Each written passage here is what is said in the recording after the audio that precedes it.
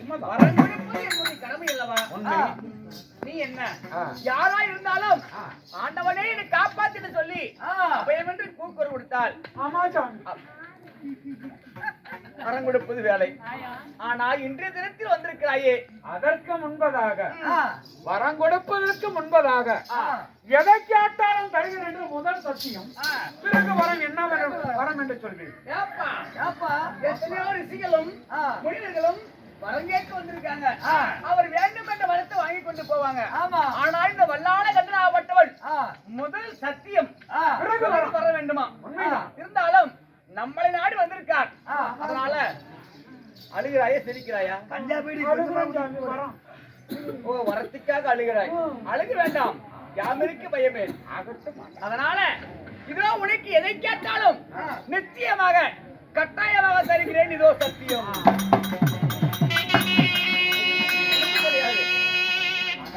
ஆனா இப்பொழுது உமது வரத்தை கேளும். எனக்கு என்ன வர வேண்டும்? சாமி எனக்கு பிள்ளை வர வேண்டும்.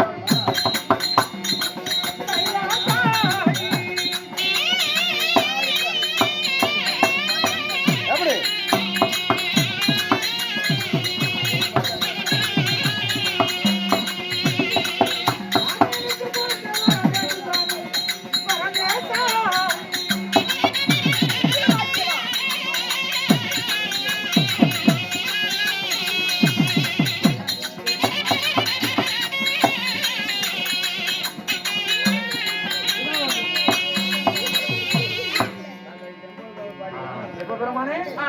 எனக்கு என்ன வர வேண்டும் தெரியுமா?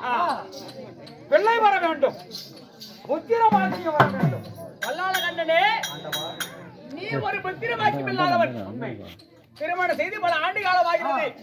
அதனால இப்பொழுது என்ன நாடு வந்திருக்கின்றாய். உனக்கு புத்திர பாக்கியம் வேண்டுமா? இந்த நாள் எனக்கு புத்திர பாக்கியம் இல்லைங்க ஆண்டவா. அதனால தங்களுடைய அருளால் எனக்கு பிள்ளை பாக்கியம் கிடைக்க வேண்டும். நம்பினவருக்கு நடராஜ மூர்த்தியா இருக்கின்றேனே, உனக்கு மட்டும் காட்சி அளிக்க மாட்டானா? கவலைப்படாத, உனக்கு உன்னுடைய மனைவியாப்பட்ட விசுவாசனிக்கும் கட்டாயமாக புத்திர பாக்கியம் தருகின்றேன். சரி, ஆயால் சொன்னா வரம் கிடைக்குமா?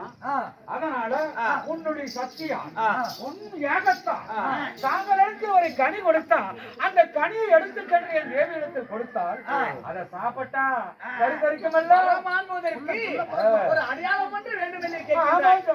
அழுக வேண்டாம். அப்பா வல்லாள கண்டனே, அச்சம் கொள்ள வேண்டாம். இதோ என்னுடைய உடம்பிலே அழுக்கு இருக்கக்கூடிய அழுக்கை திட்டு ஒரு எலுமிச்சை கனியாக தருகிறேன். அது சக்தி உண்டாகும். அந்த கனியை உன்னுடைய மனைவிடத்தில் கொடுத்தால் இருவரும் சாப்பிட்டால் கட்டாயமாக உங்களுக்கு புத்திர வாக்கியம் கிடைக்கும். அப்படின்னா கனி கொடு.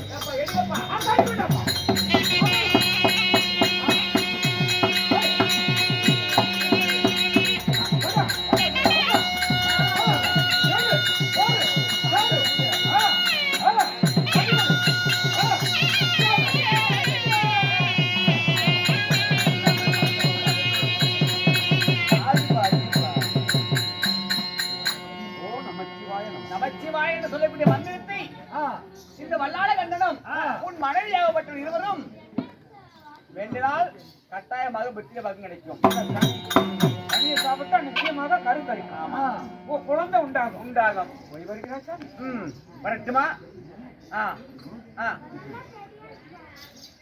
சாமி, வரங்கேட்ட வரம் கொடுத்துட்டா என்ன தாமதம்? ஆனா வரம் எப்படியாப்பட்ட வரம்? வரம் கொடுத்துட்டேன், சத்தியம் வாங்கி இருக்கிற. ஆமா, அந்த சத்தியம் என்னதுக்காக? அதாவது எதை கேட்டாலும் தருகிறேன் சத்தியம் கொடுத்திருக்கிறேன். ஆனா எப்படியாப்பட்ட வரம்? இந்த கைலாசநாதன் சிவபெருமான் என் தேவி வயிற்றில் நீயே குழந்தையாக